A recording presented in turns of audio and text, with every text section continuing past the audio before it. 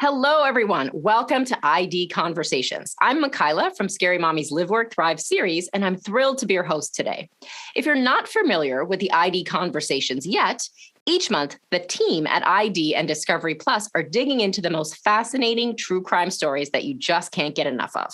So far, there have been chats around the eye-catching yet bizarre murder-for-hire plot in The Curse of the Chippendales and the devastating and tragic missing persons case of Andrea Knabel with Finding Andrea. Both series are available now on Discovery Plus. Today, we're diving into a disturbing yet important docuseries that is currently streaming on Discovery Plus, Undercover Underage. This show looks at how sexual predators are targeting young children online, and we're going to explore how to combat this issue and protect our kids. So even though this is distressing, today we are going to chat with one mom who has had enough and is doing something about it. Roo Powell is a 38-year-old mother of three, but with the help of her team and some digital trickery, she transforms into a minor online to help identify child predators. Using these minor personas, she and her team work to reveal the true identities of the men who reach out to her. And it's a race against time to identify the suspects for law enforcement before they discover Roo herself is not who she claims to be. Let's take a look at Roo and her team here, featured on Undercover Underage.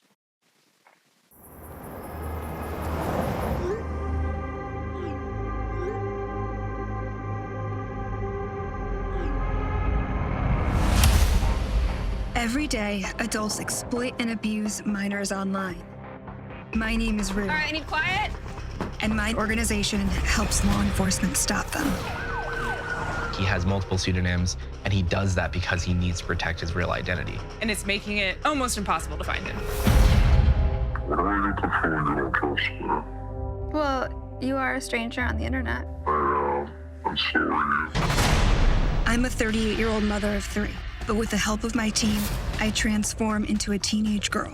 When we create a persona, it's like we're creating a person out of thin air. I'm Mia, and Lizzie, and Hannah. He did turn the conversation to supremely sexual last night. So he's committed a crime. I think I found him. No way. What? That's him. We don't really know how dangerous these guys truly are just behind a screen. I'm sending your to Interpol because I got your IP address too. I know what the rules in the UK are about that. You would go to jail. Do not reach out to a girl under 18 online ever again. We're gonna try and follow the van and see which way he goes. Hey.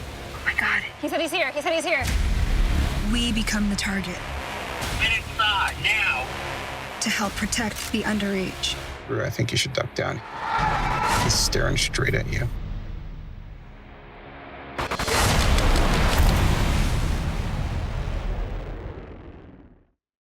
If you haven't had a chance to watch Undercover Underage yet, don't worry. It's streaming now on Discovery Plus, and the finale is airing tomorrow. So let's get into our chat today. Roo Powell is the mom, career-long writer and advocate, and the founder of SOSA, which stands for Safe from Online Sex Abuse.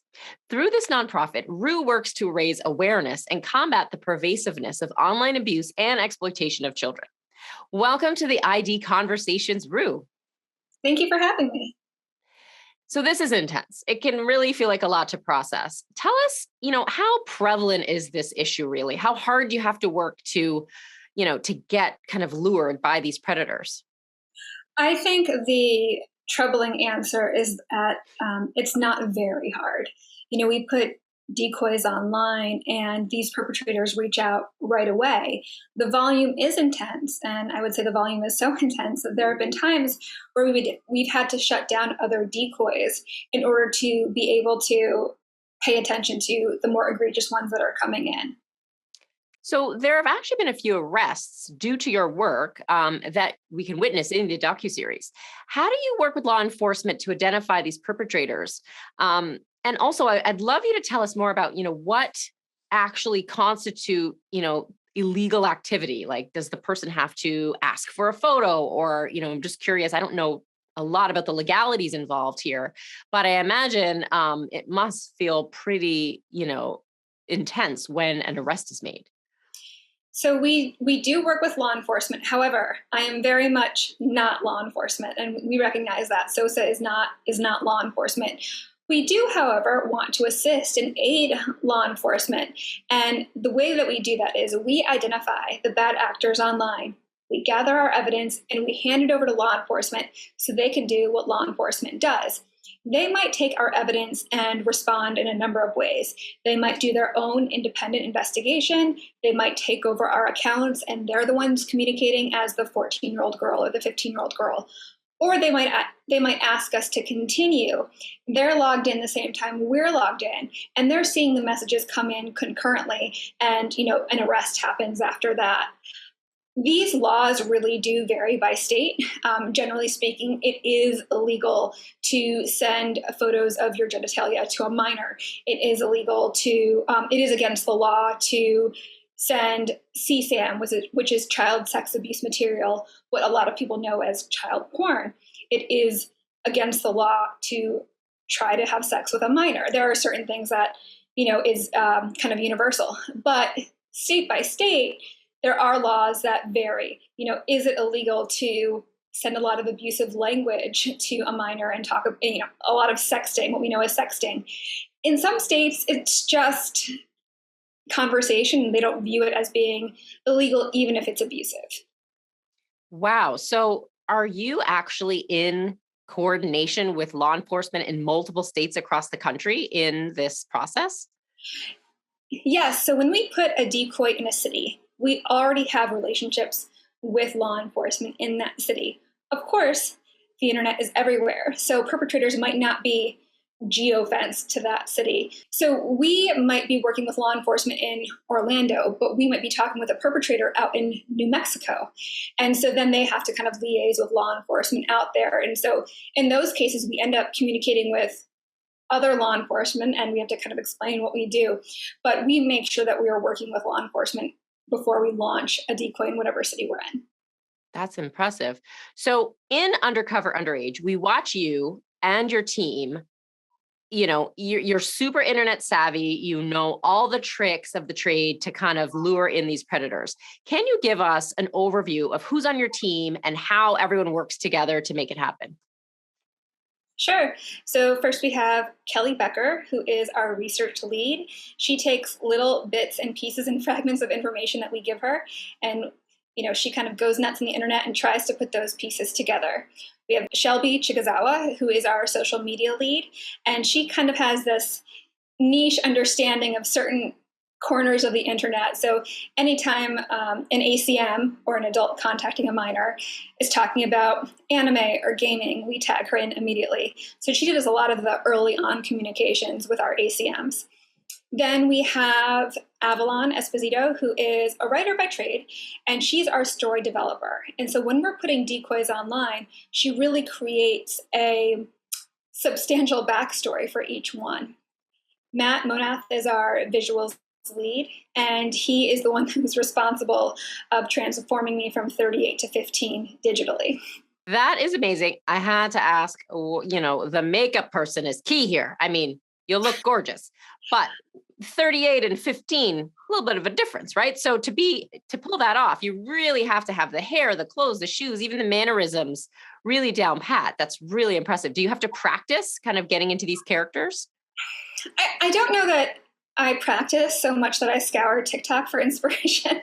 We're kind of, it's a little bit of a scramble when we're doing hair and makeup. Like none of us are necessarily experts.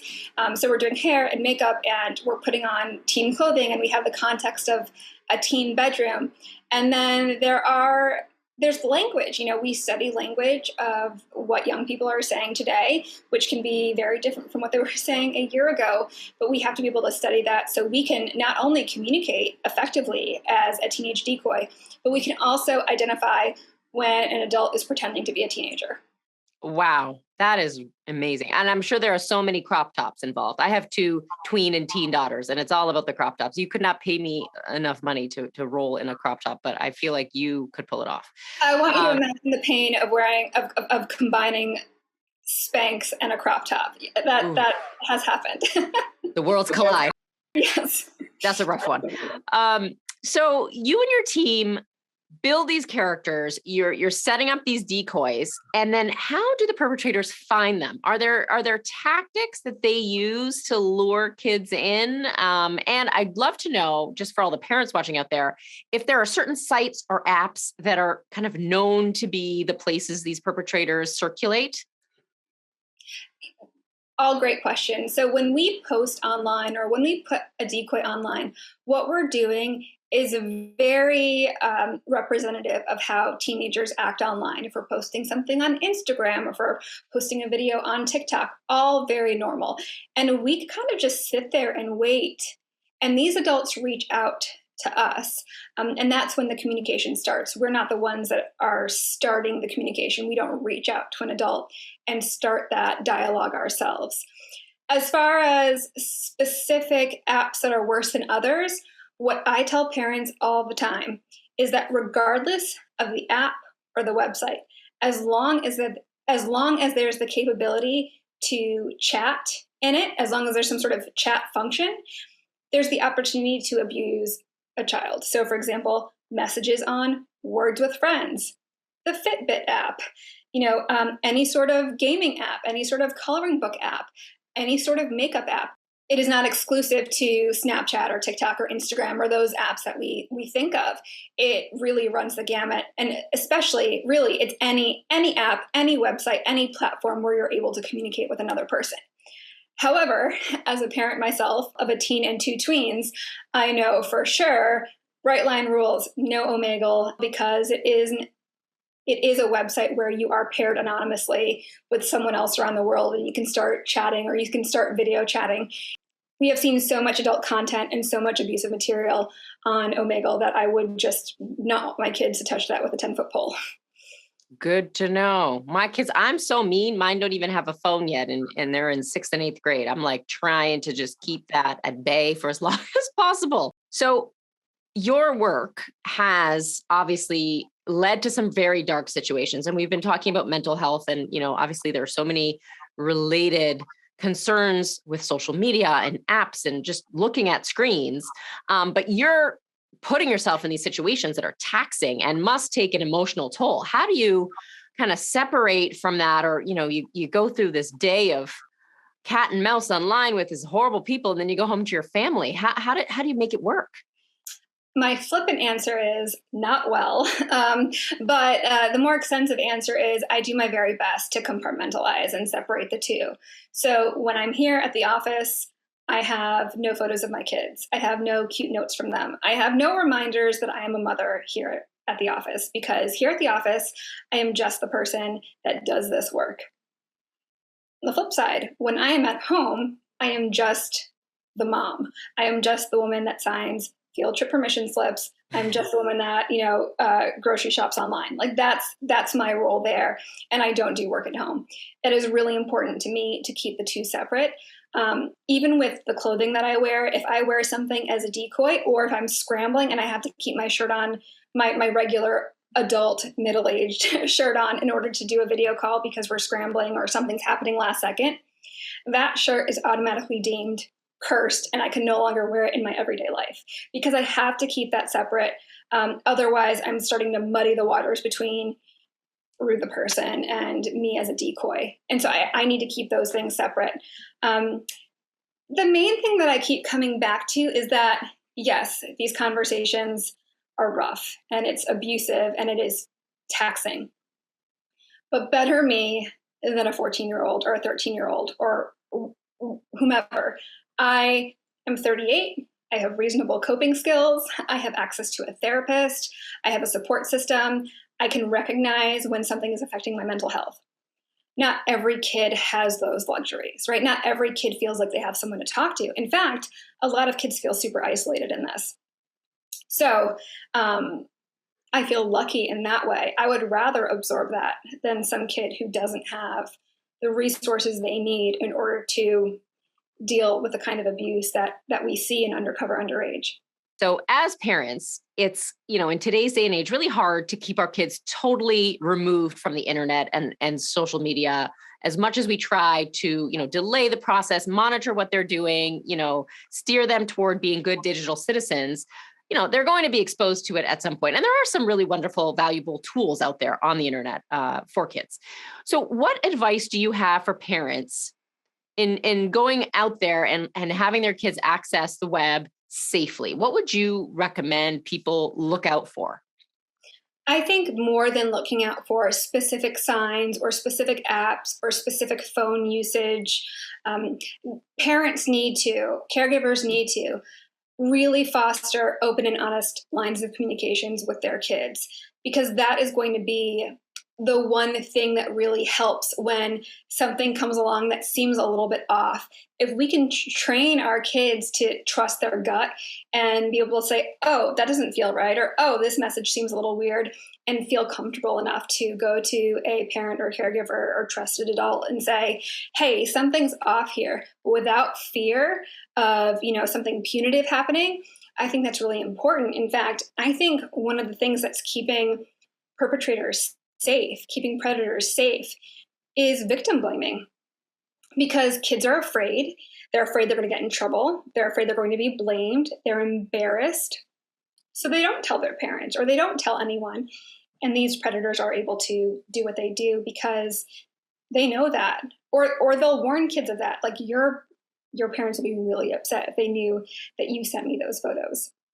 And so a lot of these kids are kind of just sitting in shame. And so we need to remind kids that abuse is not their fault. I liken the conversation about online safety to the sex talk.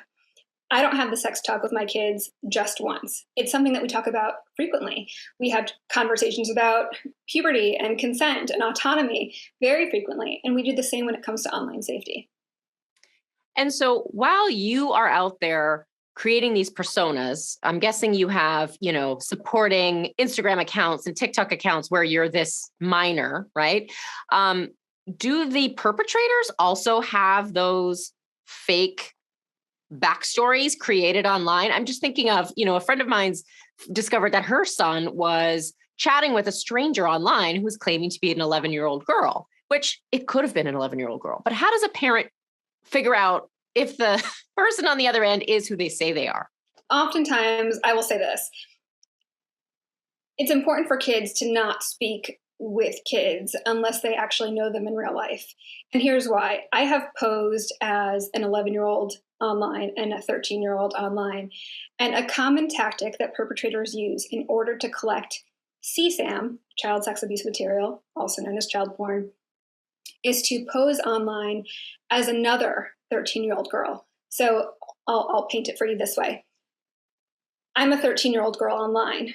There's another 13-year-old girl, and she messages and says, oh, you're so pretty. We should totally be friends. Also, there's this Instagram account that'll pay us for some cute photos or photos of our feet. Like, they'll just Venmo us. Do you want to do it? Sure. That sounds great. Great. Like, we can be besties. And she'll say, let me give you a couple examples of photos and you pose just like this and send them back. And so they send photos and it's maybe they start off fairly innocuous and the photos get more and more abusive. What's happening is it's not a 13-year-old girl. It's an adult using photos of an exploited minor in order to get more photos from a newly exploited minor. That does happen a lot, where they try to build trust as a peer in order to retrieve CSAM to be distributed, sold on the dark web. Oh my goodness, that's alarming. So in that, the fact that this is going on, and it sounds like it's going on a lot, and you really don't even have to work that hard to find, these situations seem to exist over and over again. Where does the responsibility lie here? And do social media companies have a role? And, are they complicit in just allowing this to happen so easily? That's a great question. I think now in 2021, I think companies are starting to see that the onus is on them to keep their user base safe, especially if they're allowing people as young as 13 on their platforms. If not for moral reasons than certainly for liability reasons. So I work as an advisor. I'm an advisor for a tech company called Spectrum, and they work with a lot of these social brands, a lot of these consumer brands who are recognizing the need to keep their platform safe. And they use artificial intelligence in order to detect signs of toxic behavior like child abuse, like exploitation. What we do at SOSA is we take a lot of the conversations that we have with predators and we identify patterns of behavior, we identify patterns of language, and we give them over to Spectrum so they are able to better train their artificial intelligence to detect signs of online abuse and exploitation. I think companies are starting to get it. I talk to trust and safety professionals who definitely want to make their platform safer. I think that's one part of it, certainly. I do think there are other aspects as well. You know, I would like to see grooming statutes in each state. I do think there is the responsibility on communities to have some empathy-led education, to remind kids that, you know, abuse isn't their fault. I have young people say to me all the time, I wasn't sure if it was abuse because nobody put their hands on me. Kids need to be told that someone doesn't have to be in the same room as them in order for it to be sex abuse, in order for it to be abusive. I think that's really important. This is new. You and I didn't grow up with smartphones in our hands, so we don't face the same challenges that our kids face. They need different kinds of tools. They need a different kind of upbringing, different kind of even empathy, you know, in order to deal with this brave new world they're living in. So true. And, you know, one of the things I try to explain to my girls is that when you take a selfie or when you take a picture or a video of whether it's you or a friend, it's there forever, right? And if you share that with somebody, you never really know where it ends up. And so I'm wondering, in your opinion, knowing so much about this, are there healthy habits that you would want to kind of instill in your kids just on their regular, everyday kind of photo sharing, chatting with people they do know? Because I feel like that could be a slippery slope, right? If they become really comfortable sharing and posting videos of themselves in a harmless way, so to speak, it could lead to something more dangerous down the line. What are your thoughts on that? My mom, when I was younger, my mom gave me a piece of career advice that I feel like is salient for young people on the internet. And that career advice is praise in writing and criticize in person. So always have, when you're speaking with coworkers or colleagues and you have, you want to praise them, like, you know, put it in writing. It's okay to have that as a paper trail. If you want to criticize or make a complaint or you have a concern, do that in person so your words aren't necessarily misconstrued or so there's no paper trail. I say to kids, to teens, do not post anything or share anything in DMs or text messages with a friend that you wouldn't necessarily want your grandmother seeing. Grandmother might be an arbitrary, parameter, but anything can go anywhere. And, even if you trust your best friend, even if you trust your boyfriend or your partner, people have bad days and people get angry. And do you really trust this person to keep your secrets for the rest of their entire lives? So I do say to teenagers, don't send nudes or partially naked photos. Just don't do it. Don't do it. Don't do it. Not worth it. But if you're going to do it, don't put your face in it, but don't do it. But if you're going to do it, don't put your face in it, but don't do it. And that's one thing that I do tell teenagers because, I understand the impetus to want to be sexually desirable and want to share something on the, via text message, because that's what young people do now. But, not even just college admission or career in the future, but for their own mental health, for their own emotional health. You don't want to put something in someone else's hands that can do whatever they want with it. You mentioned patterns that that technology companies are starting to be able to kind of recognize using AI and other, computer intelligence. Tell us about what these patterns are that perpetrators that perpetrators might use, and is that something that parents can look out for?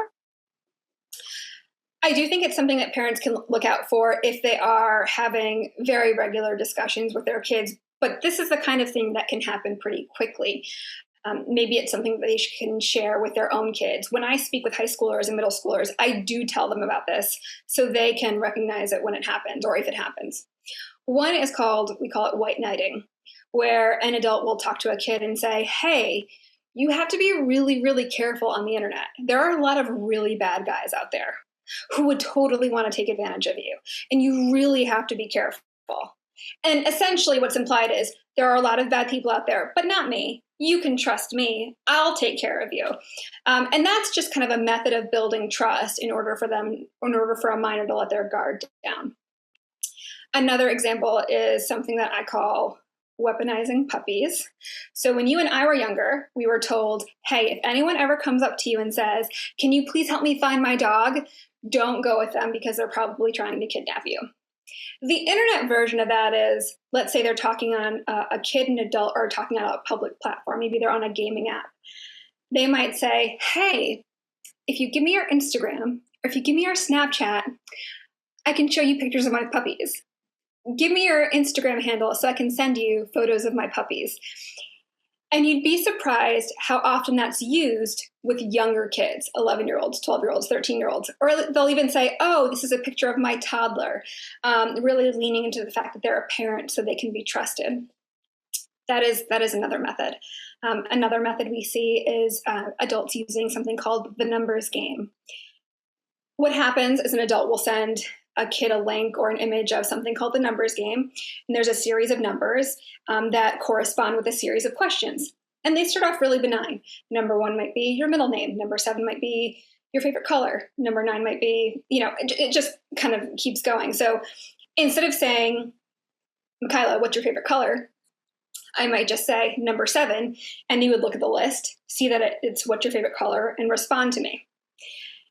It takes the actual question out of it, so they're just saying a number. So when it gets to the more insidious questions like,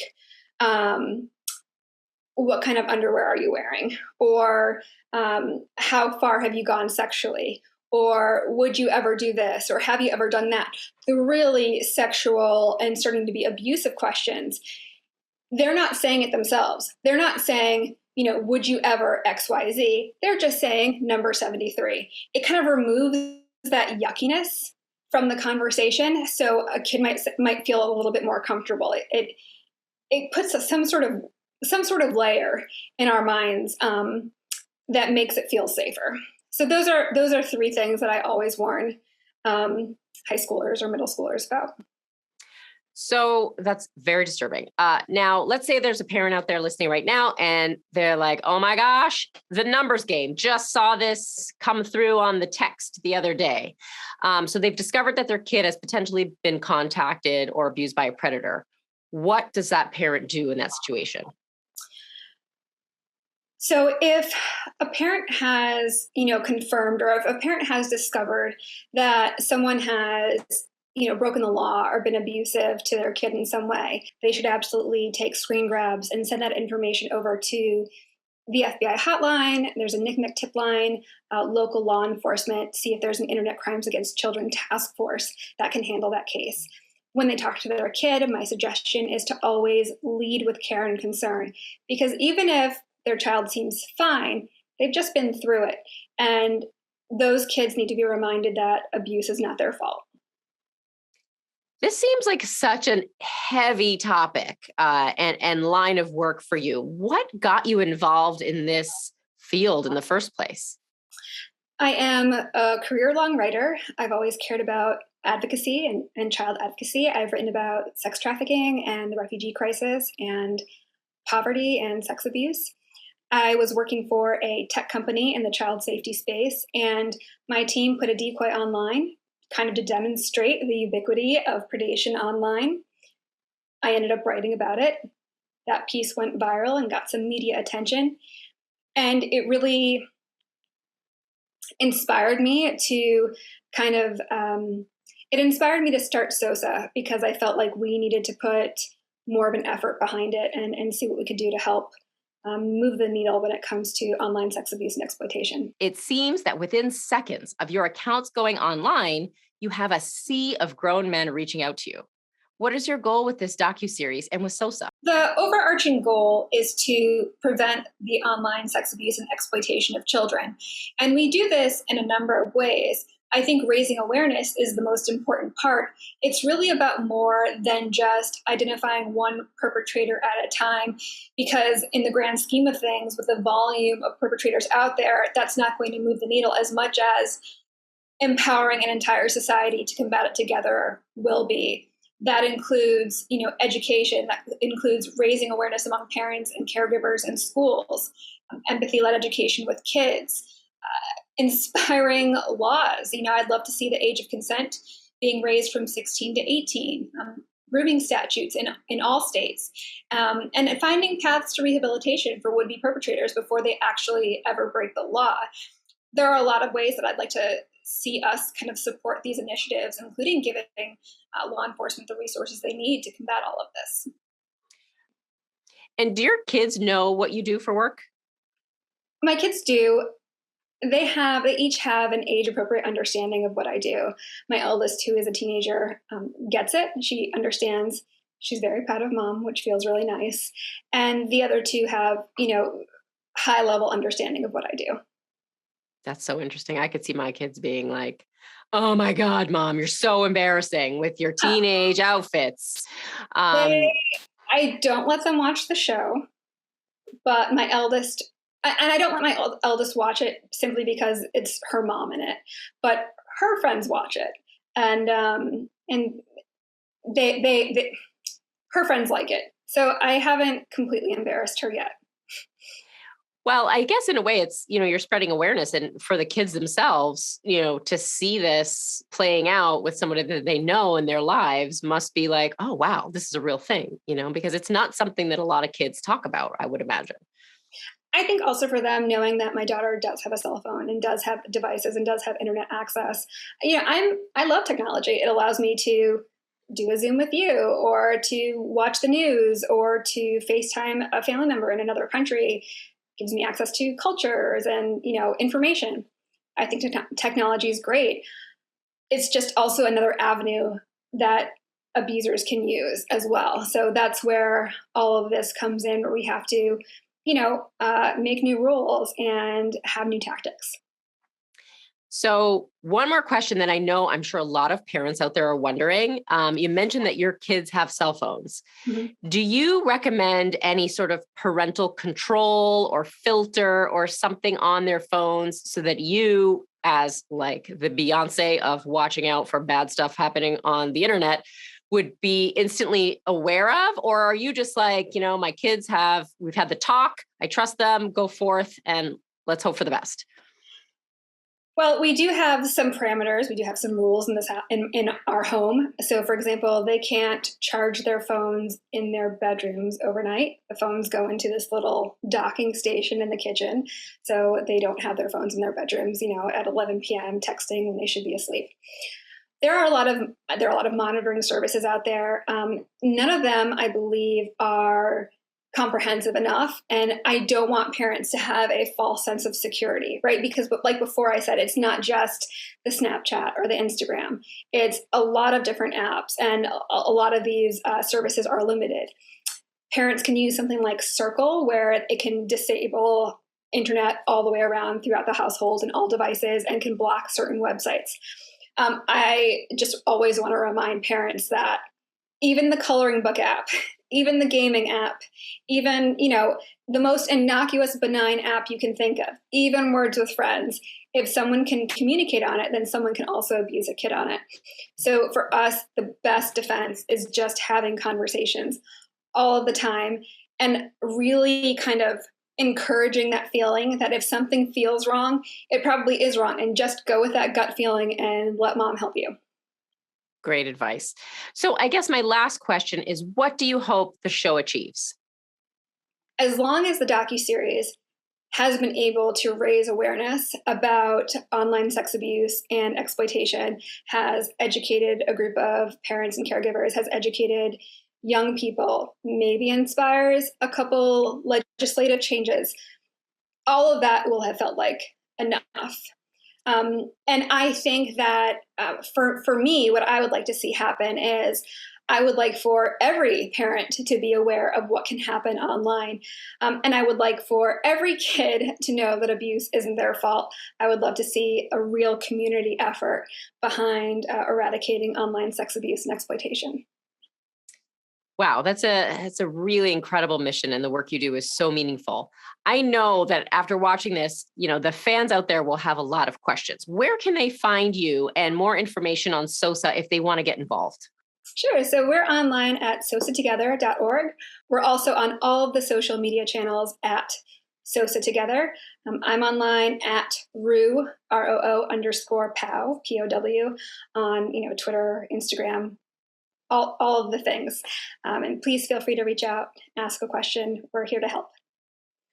Well, Roo, thank you so much for this incredibly important talk and for the bravery that you display going undercover to showcase this issue of child predation. I mean, it's so eye-opening. And I really think that your work with SOSA is doing a lot to help protect our kids and change some of these policies to make things safer for our kids out there. So thank you so much. Thank you. Again, I'm Micaela from Scary Mommy's Live, Work, Thrive. We stream every Tuesday, and you can follow me at Micaela Birmingham. We hope you'll catch up with and then watch the finale of Undercover Underage, which releases tomorrow on Discovery Plus. Thank you for joining us on the latest ID Conversations.